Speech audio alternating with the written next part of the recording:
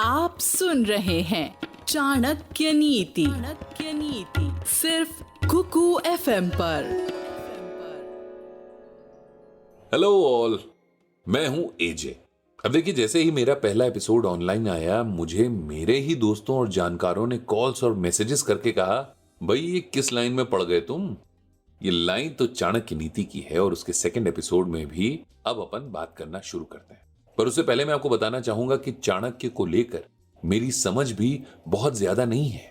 मैं बस उन्हें, उनकी टीचिंग्स को एक्सप्लोर कर रहा हूं और मेरे कॉर्पोरेट करियर में जो भी मैंने फील किया है, ये मेरे साथ हुआ है, उनके जवाब ढूंढ रहा हूं। ऐसे में अगर आपको भी अपनी पर्सनल या प्रोफेशनल लाइफ से जुड़े हुए सवालों के जवाब चाणक्य से मिल जाएं तो क्या बुरा होगा, बल्कि भला ही होगा। एक्चुअली चाणक्य और उनके अर्थशास्त्र को न तो लोगों ने पढ़ा और न ही समझा। वो तो सिर्फ बने बनाए टेम्पलेट्स में लिखे हुए उन कोट्स को पढ़ते रहे जो शायद चाणक्य ने कभी कहे भी ना हो। लेकिन इन लोगों ने पढ़े, समझे और ऑनलाइन प्लेटफॉर्म्स पर शेयर भी कर दिए ये कोट्स, बिना ये सोचे या जाने कि इनको और भी लोग पढ़ते हैं। और हर किसी का किसी भी बात को लेकर इंटरप्रिटेशन सब्जेक्टिव हो सकता है और ऐसे में वो इंसान अपनी अक्ल के हिसाब से उनका मीनिंग निकालकर उस पर या तो एक्ट करेगा या रिएक्ट कर सकता है। अच्छा, मेरा एक दोस्त है, उसका बेटा एक नया टीम लीड बना है और वो बड़ी शिद्दत से चाहता है कि वो अपने प्रीवियस बॉस से बेहतर बॉस बने। तो मेरे दोस्त ने उस लड़के को मेरी तरफ मोड़ दिया। इस पर मैंने कहा, देखो भैया, हम कोई ज्ञानी महात्मा तो है नहीं कि तुम इधर सवाल का तीर छोड़ोगे और उधर हम तुरंत ही उसका जवाब दे मारेंगे। क्योंकि भाई मैं तो खुद भी सीख रहा हूं ना और अपने खुद के सवालों के जवाब ढूंढ रहा हूं। पर जब उस नौजवान ने बार बार जोर दिया तो मैंने भी चाणक्य के अर्थशास्त्र में पढ़ी हुई बात से उसके सवाल का जवाब दिया। एक सत्ताधीश या एक टीम लीड को क्या करना चाहिए उसके लिए तो गाइडलाइंस हैं, पर एक लीडर को क्या नहीं करना चाहिए ये जानना बेहद जरूरी है। देखिए, जो कॉर्पोरेट में काम करते हुए मैंने सीखा वो ये कि अच्छा टीम लीड सिर्फ मैनेजमेंट की नजर में हो सकता है। अपनी टीम के लिए वो अच्छा है या बुरा है, ये एक सब्जेक्टिव सोच है। हमारे गांव में कहावत है, सास पत्थर की मूरत भी हो तो भी बुरी लगती है। उसी तरह बॉस किसी भी हाल में सबका पसंदीदा इंसान हो ही नहीं सकता और इसका कारण है टीम में डिससैटिस्फैक्शन। आप कुछ भी कर लें, टीम में इस फीलिंग को आने से नहीं रोक पाएंगे क्योंकि सैटिस्फैक्शन भी सब्जेक्टिव है, तो इसे तो भूल ही जाते हैं। लेकिन एक अच्छे लीडर के बारे में चाणक्य ने जो कहा है, पहले उस पर ध्यान देते हैं क्योंकि हमारा मुद्दा है चाणक्य जैसे ग्रेट थिंकर, फिलोसोफर, पॉलिटिशियन की टीचिंग्स में से अपनी लाइफ के सवालों के जवाब ढूंढना।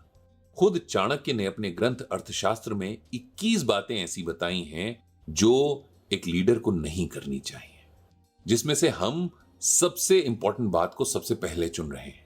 चाणक्य ने टीम में फैले डिससैटिस्फैक्शन का मेन रीजन माना है जूनियर्स का खुश ना रहना। जूनियर्स किसी भी वजह से डिससैटिस्फाइड हो सकते हैं, लेकिन एक लीडर का काम है कि उन्हें खुशनुमा माहौल दिया जाए ताकि उनकी प्रोडक्टिविटी पर फर्क ना पड़े। इस डिससैटिस्फैक्शन को दूर करने के लिए जो काम एक लीडर को सबसे पहले करना चाहिए वो है कि पक्षपात या फेवरेटिज्म ना करे। अगर एक लीडर किसी खास टीम मेंबर, वो चाहे मेल हो या फीमेल, उसको किसी भी वजह से फेवर करता है तो ये टीम में डिससैटिस्फैक्शन का मेन रीजन हो सकता है। इससे लॉबिंग को बढ़ावा मिलता है और आखिरकार एक अच्छी खासी टीम स्प्लिट हो सकती है, यानी टूट सकती है, जो आगे जाकर सिर्फ और सिर्फ इंटरनल पॉलिटिक्स का कॉन्फ्लिक्ट शुरू करवाती है। इससे टीम में एक अनईजी सा माहौल बन जाता है और एट द एंड प्रोडक्टिविटी पर भी अनइमेजिनेबल इंपैक्ट होता है। ऐसे में अगर कोई एक टीम मेंबर अपनी परफॉर्मेंस की वजह से लीडर का फेवरेट हो भी तो भी लीडर को उसकी ज्यादा तारीफ नहीं करनी चाहिए, बल्कि उसे मेंटोर करने में वक्त देना चाहिए ताकि वो आगे जाकर एक अच्छा लीडर प्रोस्पेक्ट बन सके। उसके साथ ही लीडर को अपनी टीम में एक हेल्दी कंपटीशन शुरू करना चाहिए जहां हर कोई एक दूसरे को पछाड़ना तो चाहे, but not with the help of unethical means.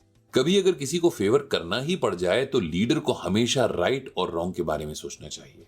यहां राइट और रॉन्ग का सिलेक्शन इतना इंपॉर्टेंट इसलिए है क्योंकि इससे टीम की हेल्थ इंपैक्ट होती है। और हां, हमेशा याद रखें कि आपकी राइट चॉइस अधिक अच्छे के पक्ष में होनी चाहिए, जिससे टीम के बीच में हार्मनी बनी रहे। अगर टीम में कहीं डिस्प्यूट हो तो उसके लिए कॉन्फ्लिक्ट मैनेजमेंट की हेल्प लेना सबसे ज्यादा इंपॉर्टेंट है।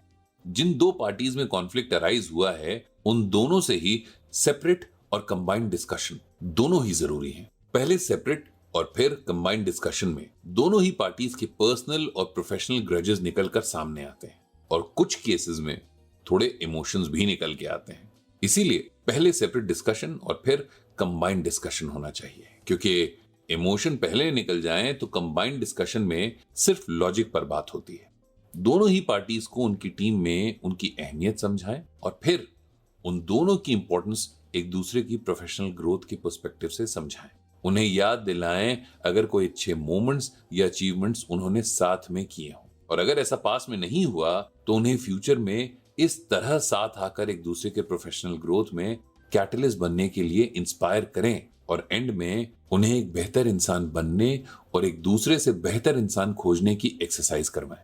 ऐसी एक्सरसाइज आपको एचआर टीम या लर्निंग एंड डेवलपमेंट टीम को साथ में रख के करवानी चाहिए, बल्कि ऐसी एक्सरसाइज तो पूरी टीम के साथ होनी चाहिए, ताकि अगर आगे से कहीं पर भी कोई कॉन्फ्लिक्ट अराइज हो तो वो आपस में ही मैच्योरली हैंडल करके वहीं का वहीं निपटा दिया जाए और आपके प्रोडक्टिव टाइम से वक्त की डिमांड ना की जाए।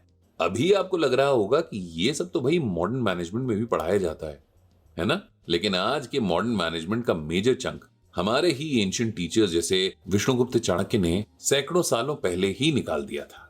मुझे लगता है कि चाणक्य का अर्थशास्त्र सिर्फ उनकी प्रकांड बुद्धि से रचा गया एक ग्रंथ ही नहीं है, बल्कि आज के और कल के दौर में मैनेजमेंट, पॉलिटिक्स और स्ट्रैटेजी का एक ऐसा दस्तावेज है जो दुनिया भर में किसी भी दौर में रेलेवेंट है, था और रहेगा।